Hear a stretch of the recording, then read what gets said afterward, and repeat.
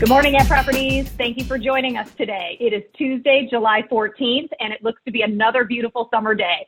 I'm Amy Corr, and I'm joined by Kevin Van Eck, who's live out of our Goose Island office. Grab your mug, and let's jump into another episode of Coffee with Amy and Kevin. Good morning, everyone. Good morning, Amy. Thanks for joining us today. Yes, hopefully your cup of coffee is full. One thing I want to remind you before we get started is a reminder about the At Opens tool.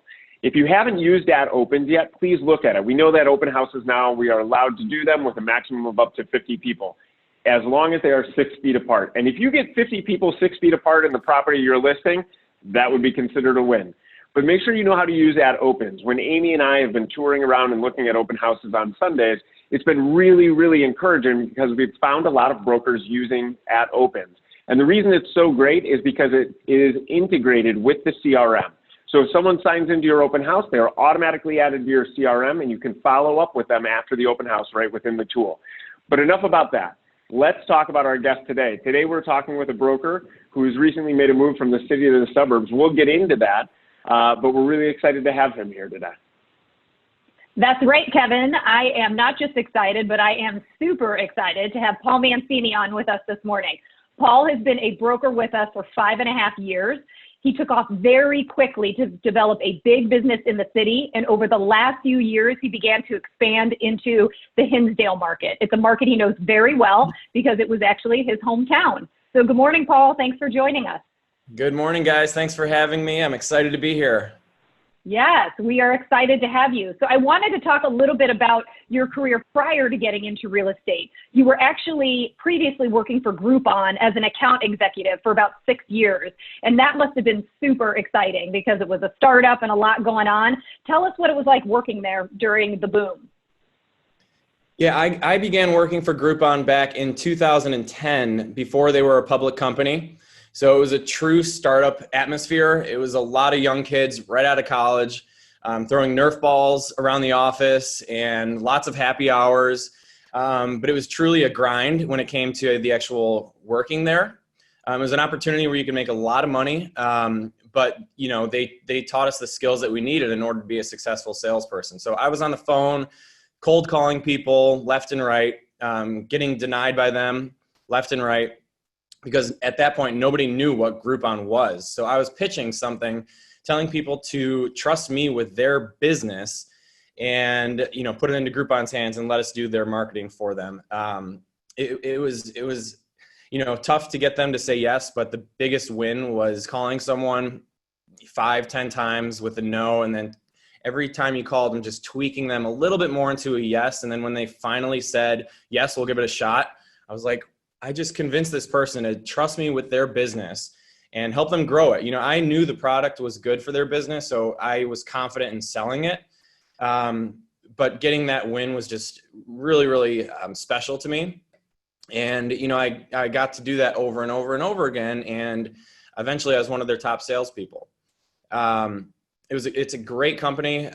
It was really similar to At Properties in the way that they cared about us, and they continued to do training for us, you know, every other week or every month. And I got to, you know, bring those skills with me over to At Properties. Number one is, you know, don't give up, you know, keep trying. If you feel like you're getting some pushback, you know, ignore it or learn from it and keep moving forward. But yeah, it was a really cool experience. Again, lots of happy hours. And I made it all the way with them until maybe 2015, and you know they became a public company. So the years had kind of changed, and it turned into a little bit of a different company. But experience there was really, really cool. That's cool. Yeah, I was telling Amy that I had a great experience with Groupon, and I'm sure I still have that experience in a box where I have about 40 certificates that I never used but had purchased. Pretty sure those exist. You're not the only one. I'm sure. So the question then is that you were with Groupon and you were selling and you were really successful, one of their top salespeople. How and when did the transition to real estate take place? So right about the 6th year when Groupon had become public, the morale had kind of changed, and they were, you know, almost a little bit more worried about Wall Street than our happiness. I told myself, you know, I don't see myself doing this for the next 3-4 years, but, you know, the money's so great. So what could I possibly do, you know, without leaving this cush job, but get experience in something else. So my dad is a real estate attorney here in Hinsdale, and he's been doing that for about 40 years. So I've seen him around the real estate game. He's an investor a little bit here and there. And then my brother is also in the industry. He's a lender at Guaranteed Rate. So I said, what a perfect opportunity for me to get my real estate license, work with those two, and, just do it on the side for a little bit and see if I like it, number one, see if I'm good at it, number two, and see if I feel confident enough to make that a full-time position. So I got my license, and unfortunately At Properties wasn't hiring part-time. So I knew I wanted to work with At Properties. They're everywhere. They seemed energetic and a really good fit for me. But, understandably, they hire full-time agents because those are the agents that are going to be promoting, At Properties the best. So I went and worked for Baird & Warner for about the first year. Had a pretty successful first year part-time, did about $3.5 million. And then the goal was, okay, I'm going to do both for as long as I can until I feel like I'm comfortable enough to leave, Groupon. And that happened after about 1.5 years. I left Groupon and Baird & Warner about the same day and went to At Properties full-time, and haven't looked back since. I've been there, 5.5, going on maybe 6 years now. And, my business has grown every single year. I think I went from, $3.5 million to $8 million to $16 million to $20 million, another $20 million last year. And then this year, my goal was $25 million, but I just adjusted that to 30 because I'm already at about $25 million. So I am working with my dad and my brother a lot. I'd say about 90% of my transactions are with them, which is great because I sell that too. When I'm presenting an offer to a listing broker, you really have to sell your position, especially now when there's a lot of multiple offers going on. You not only have to sell that price, but you need to sell the fact that your deal is going to stick together. So I say, listen, my brother's the mortgage broker. My dad's the attorney. So our communication is top notch. I can call them at 6 in the morning or 10 at night and get an answer. We never lose communication, and the deal's going to stick. We're going to see you guys at the closing table. So it's really nice getting to work with those two. That's a great business model. I know that you have been really successful in kind of showing that as your value proposition.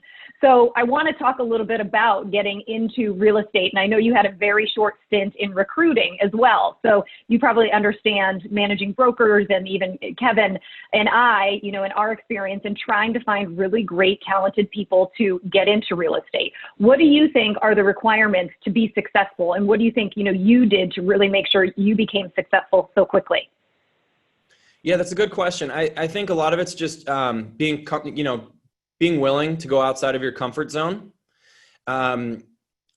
being friendly to everybody, trying to meet as many people as possible, going to those parties and get-togethers that you really don't want to go to, because that at that party there's going to be someone that you might be introduced to that could turn into a client, or worst comes to worst, you just get a new friend out of it, and that guy may give you a referral down the road.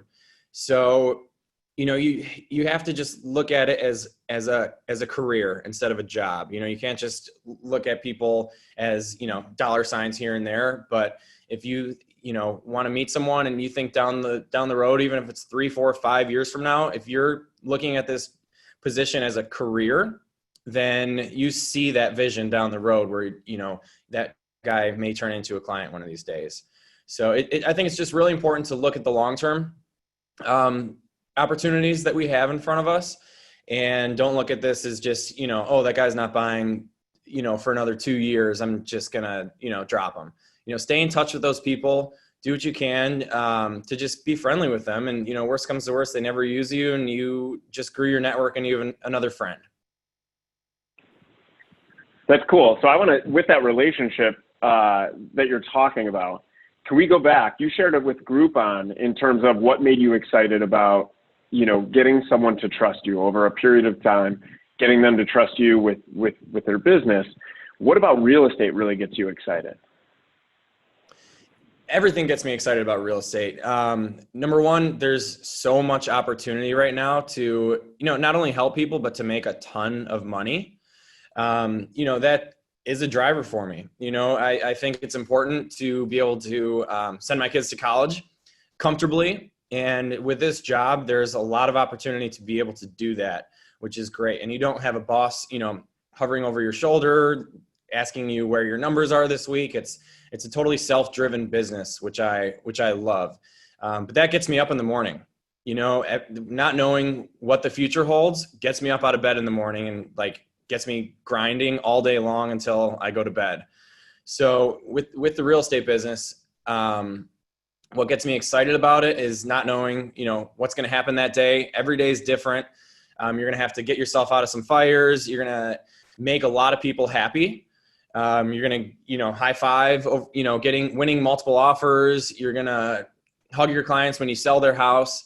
And ultimately, it's not about making money. It's about setting your clients up for success. And if you do that properly, they're going to give you referrals. You're going to get more business. And as long as you're doing your job correctly, then you're going to make a lot of money. Yeah, it really kind of comes back to the idea that it's all about the relationship, right? It isn't just the one transaction, but really helping somebody and, them being so excited about what you've done that they sort of pass it on, right? And share your name with others. So you have been successful really quickly out of the gates. You just shared with us earlier how you really kind of gained momentum, year over year in a 5.5 year time frame. That's pretty phenomenal. What's something you've done in these 5.5 years though that has really sort of surprised even yourself? What would you say has really kind of made you most proud of yourself to date in the business? Yeah, so I always set my goals high. Going back to Groupon, they set our goals extremely high, and I always hit them. When they set our goals quarterly or whatever it was, everybody got kind of down because they're making it impossible. But I think there's a reason that they do that, and that people should set their goals high is because every day I wake up and I think about my goal. Almost every single day I'm like, how am I going to get there? And, if you set it high, you kind of have your back against the wall and you do everything in your power to get there. I was able to do that just because I think about that goal every day, and I am constantly, even if I'm not working, if I'm just driving in the car, I'm thinking about, who could I call? Who is a potential lead for this listing that I have? And, again, going back to Groupon, since my colleagues saw how hard of a worker I was, they now trust me to be their real estate broker. So a ton of my clients actually come from Groupon. My very first listing was one of my partners who sat next to me at Groupon. He's like, dude, I know you can do it. Me and my wife are trying to sell our townhome in Wheaton. I knew nothing about Wheaton, but he's like, if anyone can do it, you could do it. So just working hard, being honest, truthful, even though, it's sometimes not fun to be confrontational. You just have to, again, get outside your comfort zone, be transparent because people really, really respect that, and just doing the right thing, and it's going to come back to you. So we mentioned that you had moved recently from the city to the suburbs. And this is a transition that a ton of brokers make, right? As their family grows, as life changes happen. And so it's happened with you, but that's also, while many people go through it, it's also a challenge for a lot of people. It's a tough transition. For you, how has that been? And what have you had to adapt in your business and the way you operate? Yeah, so at first I thought we were going to stay in the city. And I was really against moving to the suburbs. Now that I made that move, I haven't looked back because I'm able to have, two big spheres now. I have all my clients in the city, which is probably about 75% of my business right now.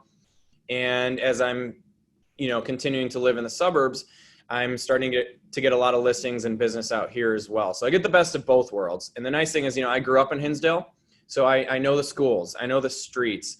I know a lot of my friends' parents who are now selling their houses and calling me to do it for them.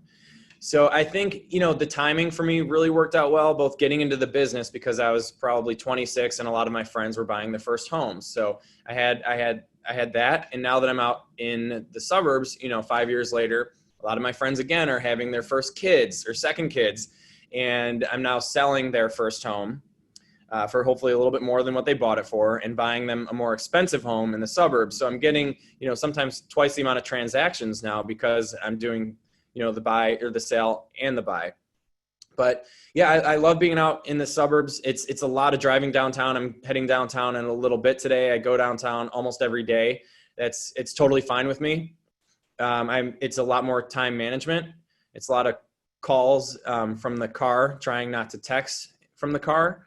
But it's really nice because a lot of people are downsizing and moving, to the city in condos, but then a lot of people are, who are selling their condos in the city want to come out here. And I'm trying to recruit all my friends to come back to Hinsdale too. So it's nice to be able to work with a lot of my old high school friends. I've got an inspection at 9:00 for a girl I went to elementary school with. So it's nice that it's all coming back around.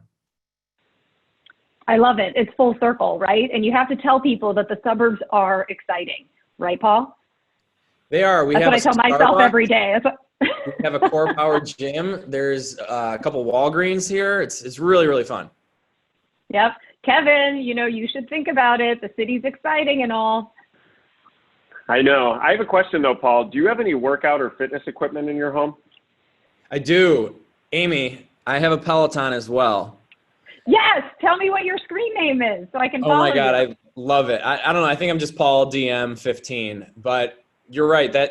Those classes are killer. If you only have 20 minutes before a workout or a meeting or whatever, it's the best part is that there's no travel time to and from the gym. I love it. We are going to get Kevin to get a Peloton by the end of this year if it kills me. He keeps saying no way. Best investment out there. I know, and I don't even have stock in the company. All right, so I want to talk a little bit about 2020. It has been an interesting year to say the least, and I actually want to talk a bit about I was going to ask you about your goals for 2020 and whether you were on target. But earlier, you kind of alluded to the fact that you are planning on pushing past your original goal and reset it. So tell me a little bit about what you were planning for this year, 2020, and what it's kind of turning out to be for you. Right. So yeah, again, it's just me on the team. It's the Mancini group is me, and my brother and my dad are part of it. But when it comes down to getting on my hands and knees and opening up lock boxes and doing rentals and $100,000 listings and $3 million listings, it's all me. My goal was, 25 million this year, which would have been the best year that I've had. And I adjusted it. I feel like I'm already at 25 million closed / under contract. So there's no point in keeping that goal. So I adjusted it to 30. If I need to make another adjustment, I will. I obviously want to hit a goal of some sort, but 30 seems to be reasonable. And it's right to the point where I'm being pulled in 2-3 different directions, but it's manageable for me. So anything more than that, and I may have to look into getting an assistant of some sort. I do love the fact that At Properties just came out with that, or is coming out with the At Concierge, I believe, for different agents to help me show, because that's, I think, when I need people the most. And Ad Assist I've been taking advantage of as well for some marketing and entering stuff into the MLS that I just don't have time for. But yeah, the goal is 30 million this year. There's a lot of opportunity to do that. I think the rest of the year should be fairly strong. It's been crazy good right now. During quarantine, I was the only one in the office for 2-3 months.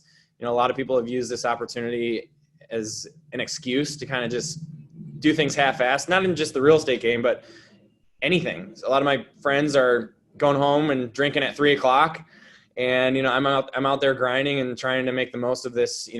There's opportunity out there right now. So fortunately, we have that opportunity, because a lot of our friends, family members don't have that, and they're in a tough position. But I just try to keep my head down and grind as much as possible, and keep my eye on the prize, and keep working my butt off. Yeah, it's obvious. I mean, the fact that you have to reset a goal when your goal was already the most or your best year, and you need to push past it in a year where all these things have happened, that's super impressive. So it's clear you've not spent the quarantine sitting back. So with that, let's look further out. 3 years, let's say. It's summer of 2024. Let's say 4 years, just because the math on that was really well done by me. So 4 years out, summer of 2024. What does that look like? Where do you want to be? What does the Mancini Group look like in that year? Yeah, that's a good question. some people may not think that this is proper, but I'm not looking that far down the road right now. I usually look maybe just a year down the road. And I'm going to take it, at the end of this year, see how things are, adjust my goals, hire, most likely, figure out how to tweak my business to make things not easier for me, but just more like a well-oiled machine, I would say. Honestly, I don't know if I want to be a $50, $80 million producer, $100 million producer with, 5 people on my team. I think personally, if I can be a consistent broker doing around 30 million a year, I'm happy financially.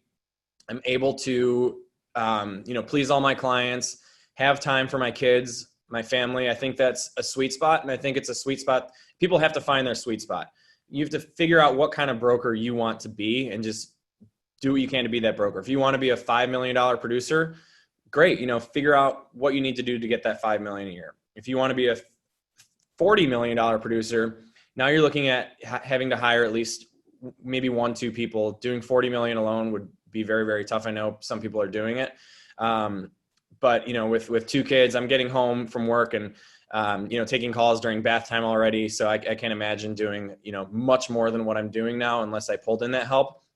So, I see myself in 4 years, maybe, passing off some of those leads and business that I'm taking right now.